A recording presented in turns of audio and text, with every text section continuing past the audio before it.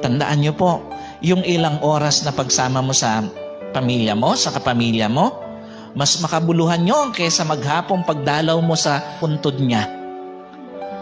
Yung ilang oras na ilalaan mo sa kapamilya mo to enjoy yung presence ng isa't isa, mas makabuluhan nyo kaysa magdamag kang maglalamay sa burol niya.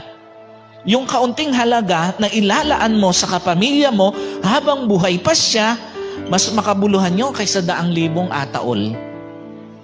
Maraming mga pagkakataon, kung kailan may sakit, kung kailan patay na, saka natin gustong gastusan ng panahon, ng yaman, ng lahat sa atin. No, wala nang kwenta yon. Mas may kwenta yung sandaling oras na maibibigay mo sa kanya na mararamdaman pa niya.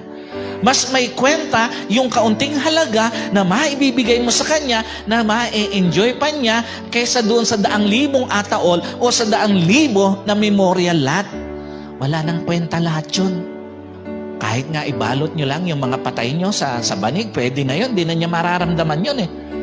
Mas mararamdaman niya nung panahong buhay siya, may lakas siya, binigay mo yung the best para sa kanya. Sa mga anak po, hanggat mararamdaman ng magulang niya yung pwede niyang maramdaman mula sa iyo, ibigay mo na yung oras mo, yung panahon mo, yung lakas mo,